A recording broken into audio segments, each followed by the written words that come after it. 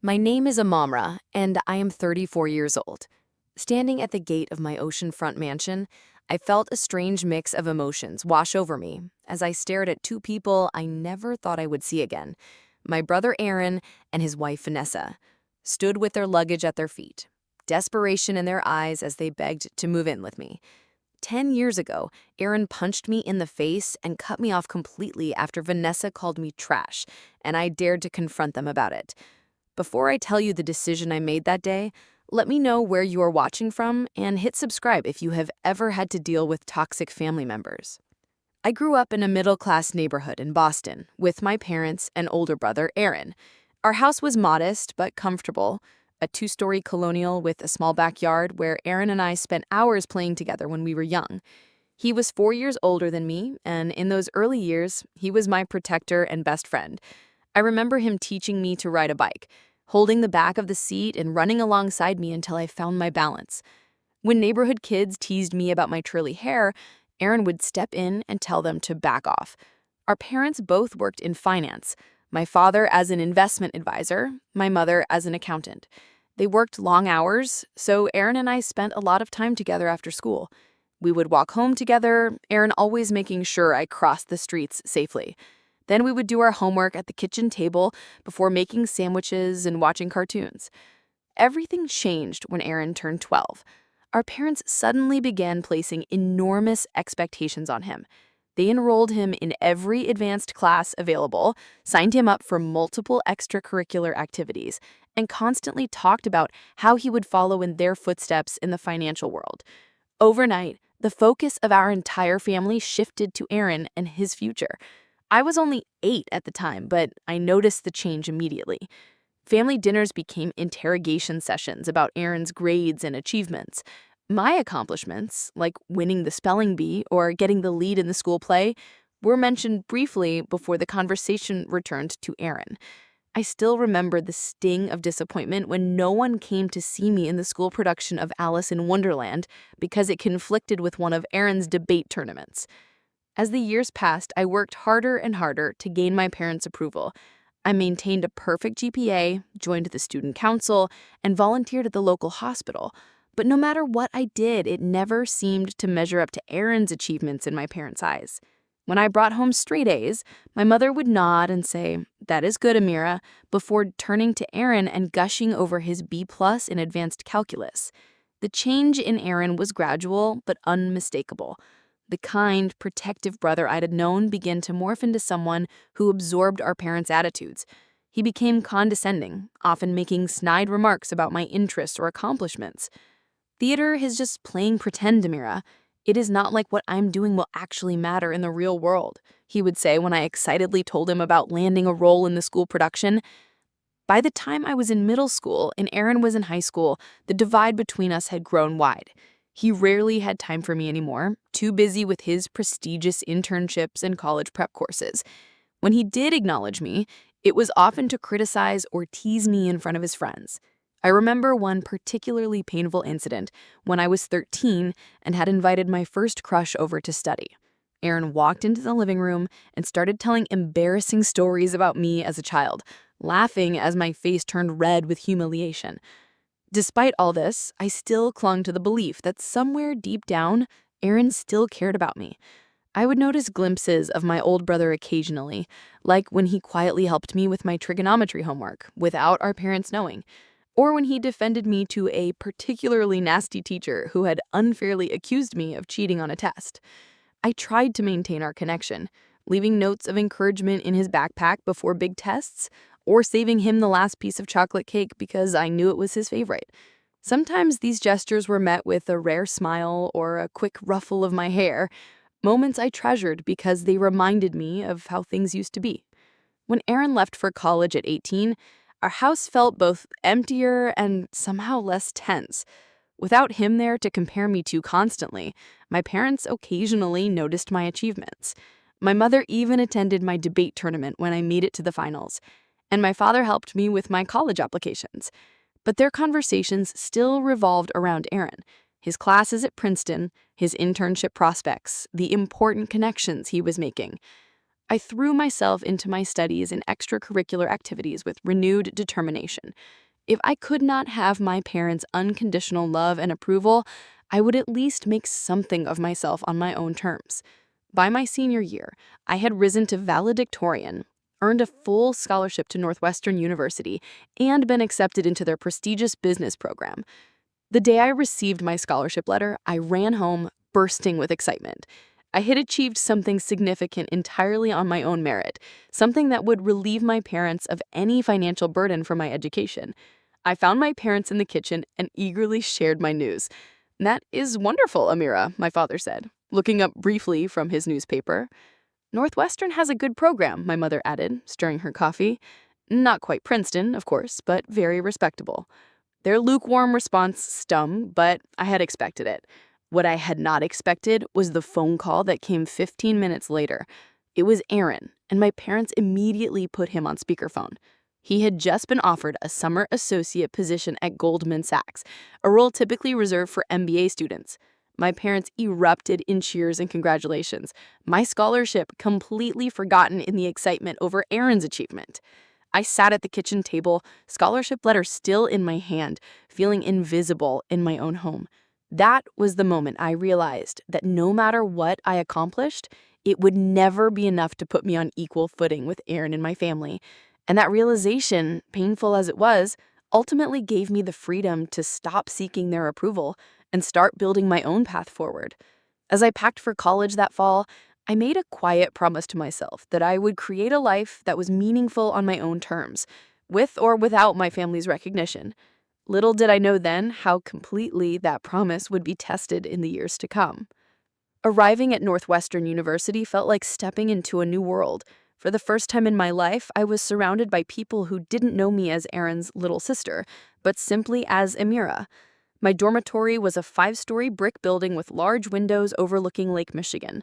I had a roommate named Tessa from Seattle who studied marine biology and introduced me to spicy food and indie rock bands. During orientation week, I attended a tech startup showcase that changed the trajectory of my life. Watching young entrepreneurs passionately pitch their ideas to a panel of investors ignited something within me. I had always been interested in business, but seeing these innovators, many not much older than myself, made me realize I didn't have to wait until after graduation to pursue my own ventures. I declared a dual major in business and computer science, which raised a few eyebrows from my academic advisor. "That's an ambitious combination," she warned. "The workload will be intense," but I was determined. Years of trying to prove myself to my family had made me resilient and disciplined when it came to academic challenges. College life was busy but exhilarating. I joined the Entrepreneurship Club and the Women in Business Association, where I met like-minded students who shared my passion for innovation. During my sophomore year, I began developing an idea for a mobile application that would help small businesses manage their inventory and connect with local suppliers. I spent countless nights in the campus computer lab, teaching myself additional programming languages and working on prototypes. My relationship with my family grew increasingly distant during this time. I would call home every Sunday, but the conversations were brief and superficial. My parents were preoccupied with Aaron's progress at his new job at the financial firm where they had helped him secure a position. When I mentioned my app idea during one call, my father chuckled and said, "Apps are a dime a dozen these days, Amira. Focus on getting good internships like your brother." Financial independence became my priority. The scholarship covered my tuition, but living expenses in Chicago were steep. I worked 20 hours a week at the campus bookstore and took on freelance web design projects for local businesses. Every dollar I earned went toward building my business or paying for essentials. I lived frugally, often skipping social events to save money or work on my app. During my junior year, I met Professor Lawrence Bennett at a business pitch competition, a former tech executive who had sold his company for millions before turning to academia.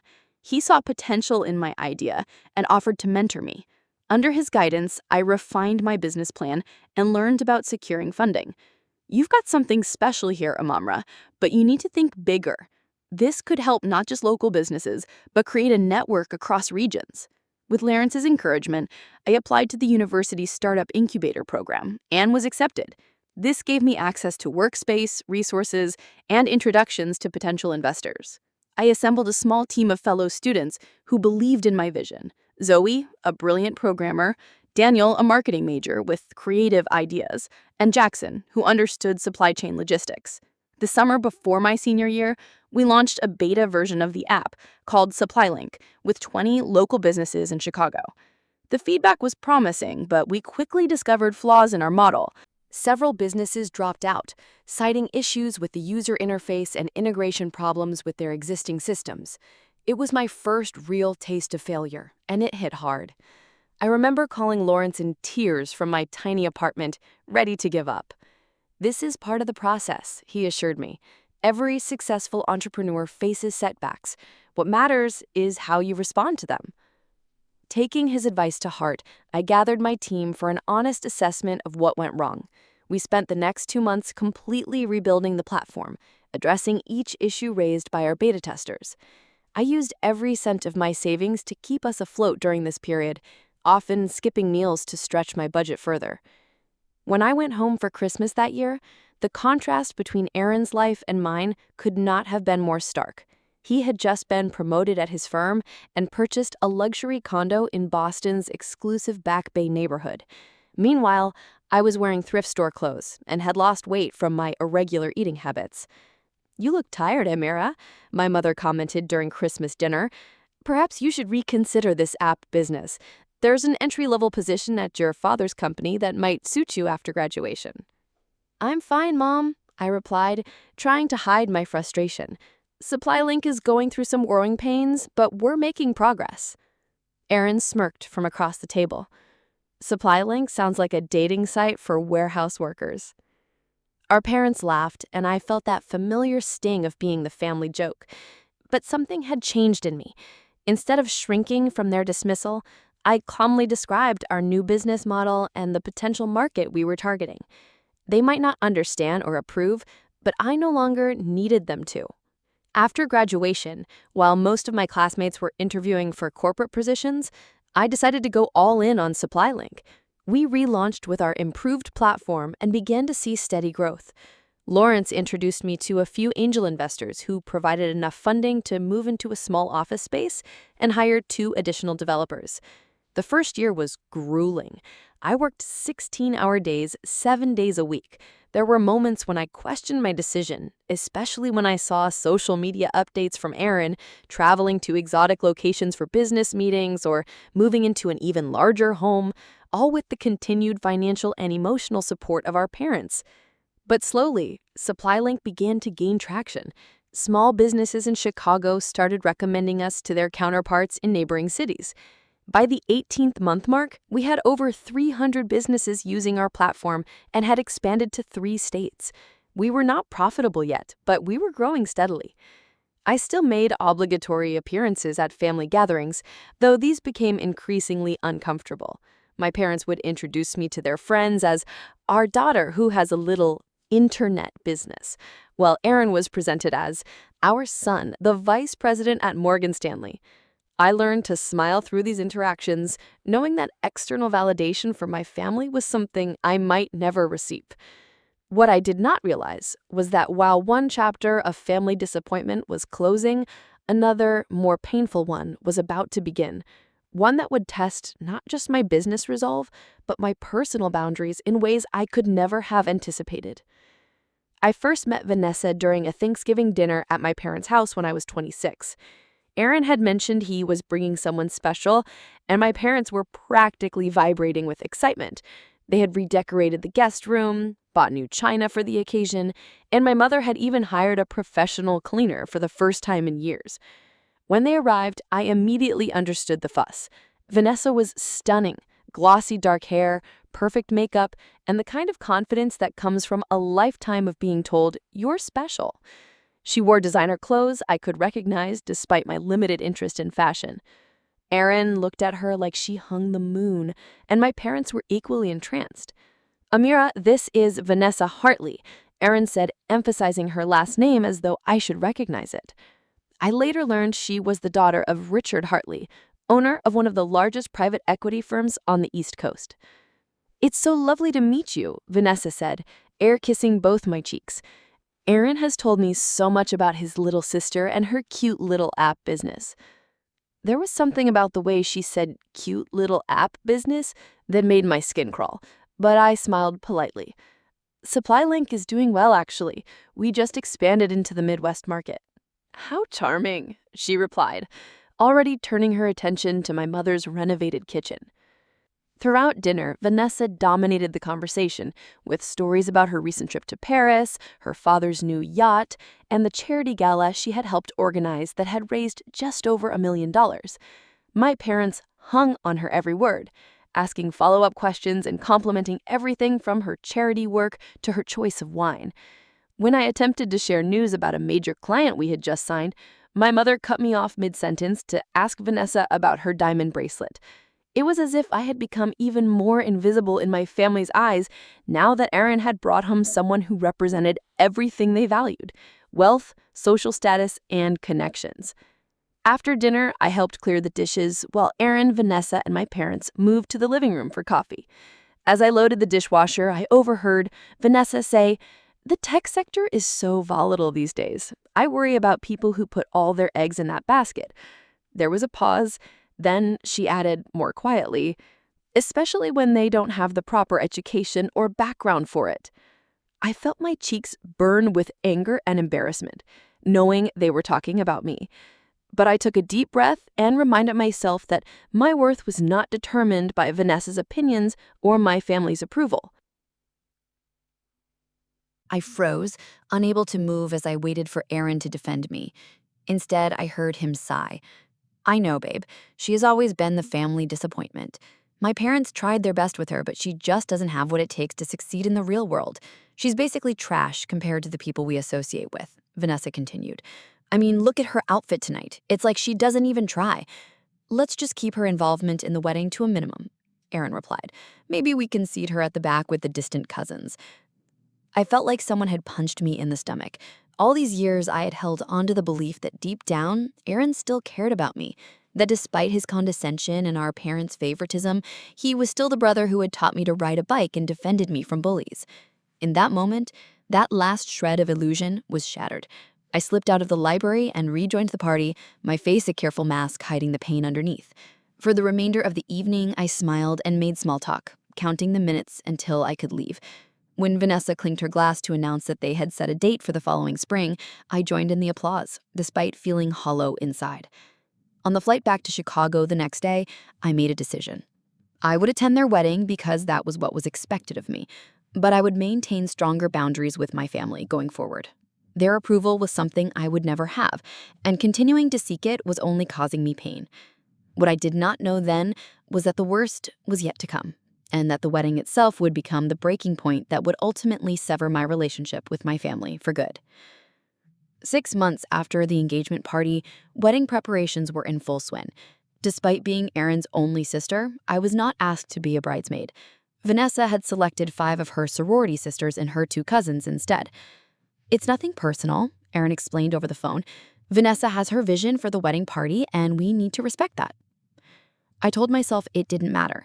I was busy with Supply Link anyway, which had recently secured another round of funding. We were now operating in 6 states and had a team of 15 employees. The company was finally turning a small profit, which I was reinvesting into expansion efforts. 3 months before the wedding, I received a strange call from my mother. "Amira, we need to discuss the wedding expenses," she said without preamble. "What about them?" I asked, confused. I had already bought my dress and booked my flights. "Well, as you know, the Hartleys are contributing significantly, but there are still many costs that fall to us as the groom's family. Your father and I have tapped into our retirement savings, but we're still coming up short." A sense of foreboding washed over me. "Mom, what are you saying?" "We need your help, Amira. We used your credit card for some of the deposits. We know your business is doing well now, and this is an important family occasion." I nearly dropped my phone. "You did what? How did you even get my credit card information?" "You left your wallet at the house during your last visit," she said dismissively. "It's not a big deal. We're family, and this is your brother's wedding." I logged into my account immediately and felt sick to my stomach. There were charges totaling just over $100,000, all to various wedding vendors, a luxury hotel venue, a renowned caterer, a designer florist, and numerous others. Mom, this is insane. You can't just take my credit card without permission and charge $100,000. Don't be so dramatic, Amira, she replied coldly. Aaron would do the same for you. This is what family does. Besides, it's not like you can't afford it now that your little app is making money. I was speechless with rage and disbelief. Not only had they stolen from me, but they were acting as if I was obligated to accept it. I want you to refund every charge immediately, I said when I could finally speak. This is not a request, it's theft, and it's illegal. I can't believe how selfish you're being, my mother exclaimed. After everything we've done for you, this is your brother's special day. What exactly have you done for me? I shot back. I put myself through college on scholarship, built my business without any support from you, and now you steal from me and call me selfish. The conversation devolved from there with my mother eventually hanging up on me after calling me an ungrateful daughter. My father called back an hour later, his tone more reasonable, but his message the same. I needed to step up and cover these expenses as part of my family duty. I contacted my credit card company immediately to dispute the charges, but because my parents had physical access to my card and there was a family relationship, the process became complicated. I was advised to file a police report, something I was not yet ready to do against my own parents. The week before the wedding, the families gathered in Boston for various pre-wedding events. Despite everything, I attended the rehearsal dinner at an upscale restaurant overlooking the harbor. I had decided to confront my parents and Aaron in person after the wedding, hoping to resolve the credit card situation privately. The dinner was lavish, with 5 courses and premium wines. Vanessa's father gave a toast praising Aaron as the son I never had and expressing his joy at uniting their families. My parents beamed with pride, and I sat silently, feeling like an outsider at my only family event. After dinner, guests mingled in the restaurant's private bar area. I was speaking with one of Aaron's college friends when Vanessa approached, clearly having had several glasses of champagne. "Amira, darling," she said loudly enough for nearby guests to hear. "I wanted to thank you for your generous contribution to our special day. Aaron told me about your parents using your credit card. So sweet of you to help out." My face burned with humiliation as several people turned to look at us. "That was not exactly how it happened," I said quietly. Vanessa's smile turned cold. "Oh dear, is the little app business not doing as well as you pretend? Is money tight? We could have seated you at the free table if we'd known." "My business is doing fine," I replied, struggling to maintain my composure. "This is about respect and basic decency, concepts you clearly don't understand." "How dare you speak to my fiancé that way?" Aaron's voice came from behind me. He had approached without my noticing and had clearly heard the tail end of our conversation. I turned to face him. "Aaron, she is deliberately humiliating me in public, and you and our parents had no right to use my credit card without permission." "We thought you'd want to contribute," he said dismissively, "but apparently you're too selfish to help your own family." "This is not about helping family," I said, my voice rising despite my efforts to stay calm. "This is about you all feeling entitled to take whatever you want from me while giving nothing in return." "Nothing in return?" Aaron laughed bitterly. "We gave you everything. A stable home, opportunities, connections." "No, Aaron. You got those things. I got to watch from the sidelines while being told I was never good enough." Several guests were openly watching now, and Vanessa seemed to be enjoying the spectacle. "I told you she was trash," she whispered to Aaron. "No class whatsoever, making a scene at our rehearsal dinner." That was when I made the mistake of revealing what I had overheard at the engagement party.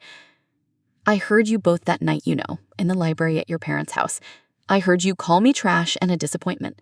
I heard Aaron agree with you." Aaron's face contorted with anger. "You were spying on us." "I was not spying. I was in the next room, and you were not exactly whispering." What happened next occurred so quickly I barely had time to react. Aaron's face flushed deep red, and before I knew what was happening, his fist connected with my cheek, sending me stumbling backward into a cocktail table. The room fell silent. I touched my face in shock, feeling the sting where his knuckles had made contact. A small trickle of blood ran from the corner of my mouth. "Get out," Aaron said, his voice low and dangerous. "Get out and do not come back. You are not welcome at my wedding or in my life anymore."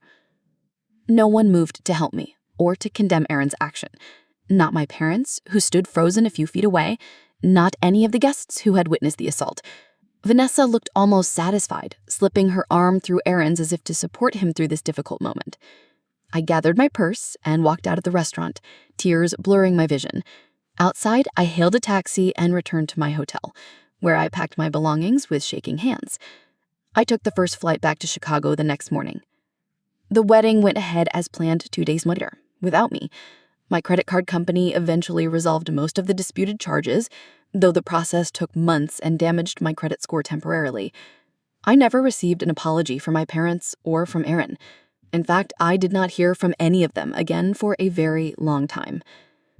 That night changed everything. The physical assault was the final line crossed, but in truth, the relationship had been broken long before Aaron's fist made contact with my face. As I flew home that morning, I made a promise to myself. I would build a life so full and rich that their absence would be nothing more than a footnote in my story. The first few months after the wedding incident were some of the darkest of my life. I threw myself into work to avoid processing the pain, often staying at the office until the early hours of the morning. My team noticed the change in me, the dark circles under my eyes, my shorter temper, but I deflected their concerns with talk about expansion goals and marketing opportunities. Lawrence was the only one I confided in. We met for coffee one rainy afternoon, and I finally broke down, telling him everything that had happened with my family. He listened without interruption, his expression growing increasingly troubled. "Amira," he said when I had finished, "what they did was abusive, both financially and emotionally, and your brother physically assaulted you. Have you considered speaking to a therapist about this?" I had not, but his suggestion made sense. The next day, I found a therapist specializing in family trauma, Dr. Sophia Martinez. Our weekly sessions became an anchor as I navigated the complex emotions of grief, anger, and liberation that came with cutting ties with my family. Family estrangement is more common than people realize, and sometimes it is the healthiest choice when the relationship is consistently harmful. Meanwhile, SupplyLink was growing beyond my initial vision. What had started as a tool for small businesses to manage inventory had evolved. Aaron had the decency to look ashamed. "I know, and I have no right to be here," he said, "but we didn't know where else to go." "What happened?" I asked, though part of me already suspected the answer. "Everything fell apart," he admitted, running a hand through his hair, which I now noticed was streaked with gray, despite him being only 44. "The firm I was working for was involved in some questionable investments. When it all came to light, I lost my job. Then the market crashed, and we lost most of our savings. We had to sell the house," Vanessa added, her once haughty voice now subdued. "And then the apartment after that. We've been staying with friends, but we've worn out our welcome everywhere." "What about Mom and Dad?" I asked. Aaron looked down at the ground. "They lost almost everything too. They'd had followed my investment advice, put everything into the same funds I was managing. They're living in a small condo in Florida now, barely getting by on what's left of their retirement." A heavy silence fell between us. I studied their faces, searching for any sign of the entitled, cruel people who had dismissed me for so many years. What I saw instead were two broken individuals, humbled by circumstances they had never prepared for. "Amira, we need a place to stay," Aaron finally said. "Just temporarily until we can get back on our feet. I have some job prospects, but nothing definite yet. And Vanessa is trying to find work, but without a degree or experience." "You want to move in with me," I stated flatly, the absurdity of the situation not lost on me after everything that had happened. Vanessa nodded, tears welling in her eyes. "We wouldn't ask if we had any other option. We have literally nowhere else to go." "Your parents did this to me," I reminded them. "They stole from me to pay for your wedding. And you," I looked directly at Aaron, "punched me in the face when I dared to stand up for myself. You called me trash," I turned to Vanessa. "Both of you did.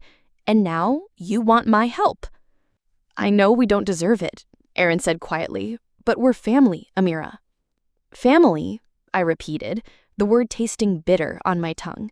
"You didn't consider me family when you were succeeding. I was the embarrassment, the disappointment, remember? I was trash compared to the people you associated with." They both flinched at my words, recognizing them as their own from years ago. "I was wrong," Vanessa said, her voice barely above a whisper. "We both were. The way we treated you was inexcusable." "Yes, it was," I agreed. "And an apology 10 years later, only when you need something from me, doesn't exactly feel genuine." Aaron stepped closer to the gate.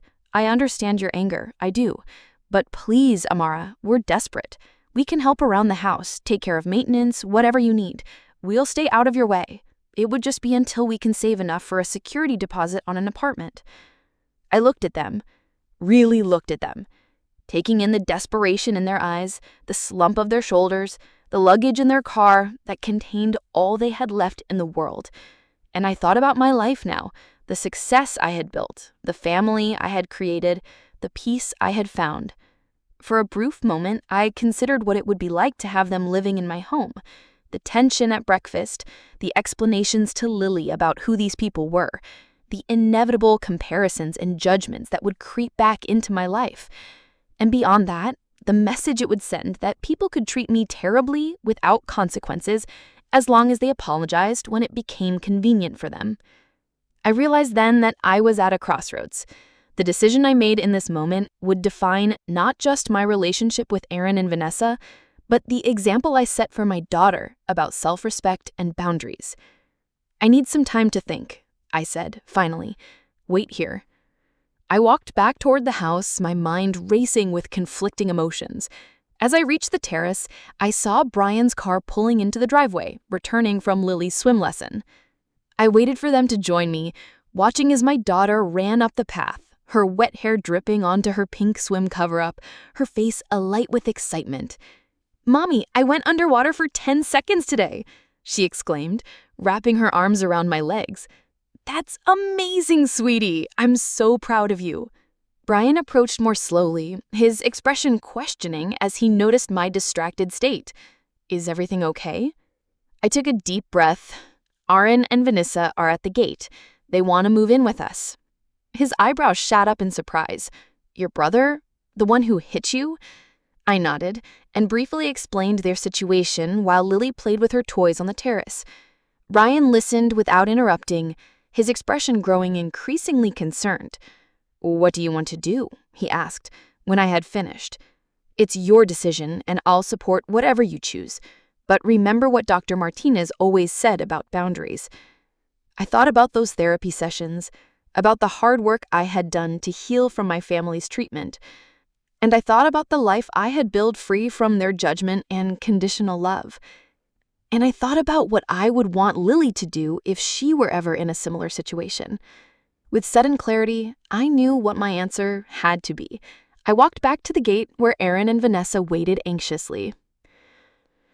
I stood before them, feeling strangely calm. The ocean breeze ruffled my hair as I looked at these two people who had once held so much power over my emotional well-being. Now they stood before me, humbled by circumstance, seeking the very help they had deemed beneath them to give. "I've thought about your request," I said, my voice steady and clear, "and I've decided that you cannot move in with us." Their faces fell, disappointment and fear washing over them. Aaron opened his mouth to protest, but I held up my hand to stop him. "Please let me finish. I don't say this out of spite or revenge. I don't hate you anymore. That kind of anger is exhausting to carry, and I let it go years ago for my own peace." I took a deep breath before continuing. "But I cannot welcome you into my home. The relationship we had was deeply unhealthy. You both, along with our parents, consistently undermined me, belittled my achievements, and ultimately stole from me and physically assaulted me when I stood up for myself." "We know we were wrong," Vanessa said, tears streaming down her face. "Now we've changed, Amira. Life has humbled us. Perhaps you have changed, and I hope that's true. But an apology offered only when you need something from me doesn't exactly feel genuine." Aaron stepped closer to the gate. "I understand your anger. I do. But please, Amira, we're desperate. We can help around the house, take care of maintenance, whatever you need. We'll stay out of your way. It would just be until we can save enough for a security deposit on an apartment." I could see that they were disappointed, perhaps even angry, but there was a glimmer of understanding in their eyes. They knew deep down that they had no right to expect more from me. The offer of the hotel and resources stand. The rest is up to you. Vanessa nodded slowly. Thank you for that much. It's more than we deserve. Everyone deserves basic compassion, but not everyone deserves unfettered access to our lives. That has to be earned through consistent respect and care. Aaron remained silent, his pride clearly wounded. Finally, he said, "We'll take the hotel offer, and I'm sorry, Amira, for everything. Not just because we need help now, but because I see now how wrong I was. It took losing everything to understand what really matters. I hope you mean that, for your sake more than mine. I forgave you years ago, not because you deserved it, but because I deserved peace." With that, I closed the gate, locked it, and walked back to my home where Brian and Lily waited on the terrace. Brian put his arm around me as we watched Aaron and Vanessa get in their car and drive away. "Are you okay?" he asked softly. "Yes, and I meant it. For the first time in my life, I feel completely at peace with my family situation. Not because it's fixed, but because I know my worth does not depend on their validation." That evening, after Lily was in bed, I called Lawrence to tell him what had happened. He listened thoughtfully as I recounted the encounter. "You did the right thing," he said when I had finished. "True healing does not mean letting people who hurt you back into your life unconditionally. It means making choices from a place of strength rather than fear or obligation." I keep thinking about what I would want Lily to do if she were ever in my position. And I would want her to protect her peace, to understand that love should never require her to sacrifice her well-being or dignity. As the sun set over the Pacific, I sat alone on the beach below our house, watching the waves crash against the shore. The ocean had been my constant companion these past years. Its vastness reminded me that my problems were just one small part of a much larger world. Its constancy had taught me that, like the tides, life moves in cycles of challenge and peace. The greatest lesson I had learned through everything was this: family is not defined by blood, but by actions. It is built on mutual respect, consistent support, and unconditional acceptance. The people who truly deserve a place in our lives are those who value us for exactly who we are, not for what we can do for them or how they make us look to other people. Setting boundaries is not about punishing those who hurt us. It is about creating space for relationships that nurture rather than deplete us. Sometimes the most loving thing we can do for ourselves and others is to say no to dynamics that no longer serve us. My journey from the family disappointment to a woman standing firmly in her own power had not been easy. There had been moments of doubt, of loneliness, of wondering if I was making the right choices. But sitting there on the beach with the home I had built behind me and the family I had chosen above me on the terrace, I knew with absolute certainty that I had created